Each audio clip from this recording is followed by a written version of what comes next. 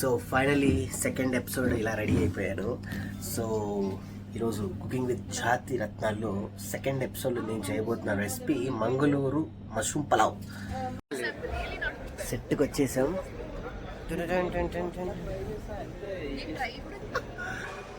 చెప్పండి. Wonderful cook. So first episode మాత్రం super టఫ్గా నడిచింది. సో ఫస్ట్ ఎపిసోడ్ మీరు అందరూ చూసే ఉంటారు, మంచి మార్కులు వచ్చాయి. సో చెఫ్స్ అందరూ, చెఫ్ కానీ ఆలీ అన్న కానీ, సో జడ్జెస్ ఉన్న సంజయ్ గారు కానీ, సో మంచి మార్కులు వచ్చాయి. సో నిజంగా అది చాలా ఎమోషన్గా ఉండే ఆ ఎపిసోడ్. ఎంత ఎమోషన్ అంటే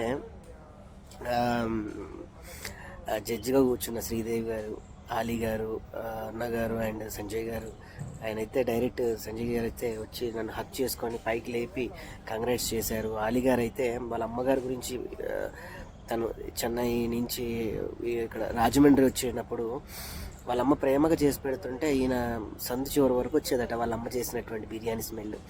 సో ఆ మెమోరీస్ అన్నిటిని గుర్తు చేసి మళ్ళీ మా అమ్మని మళ్ళీ నాకు ఒకసారి ఎలా, సో ఇదంతా మా అమ్మ చేతి వాటర్లానే నాకు అనిపించి చాలా ఎమోషన్ అయిపోయాను ఆ స్టేజ్ మీద.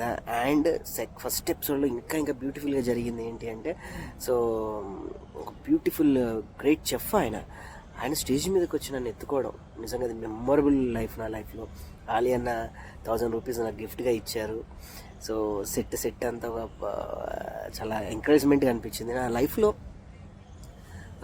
అంటే గెలవడం ఓడడం కన్నా జీవితంలో ఎంకరేజ్మెంట్ అనేది చాలా ఇంపార్టెంట్ లైఫ్లో. అంటే మన లైఫ్లో సర్వసాధారణంగా అన్నీ జరుగుతూనే ఉంటాయి.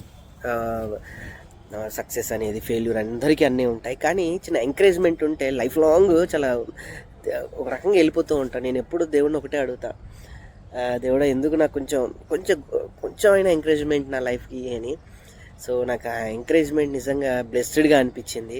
సో వండర్ఫుల్ ఎపిసోడ్ వచ్చింది ఫస్ట్ ఎపిసోడ్. సో మీ అందరు కూడా చూడండి, మీ అందరు చూసి బ్లెస్ చేయండి. సో ఎప్పుడు మా ఇంట్లో అందరినీ కూర్చోబెట్టి ప్రతి ఆదివారం వస్తే ఫ్యామిలీ అందరినీ, అమ్మని, సుజాతని, మా తమ్ముడు వాళ్ళ వైఫ్, మా నక్షత్ర, ఖ్యాతికి అందరినీ కూర్చోబెట్టి భోజనాలు పెట్టి వండి పెట్టడం అలవాటు. అదే అలవాటు నాకు ఈ షోకి ఇలా ఉపయోగపడింది అంటే చాలా గ్రేట్ అనిపిస్తుంది. అందుకే మనం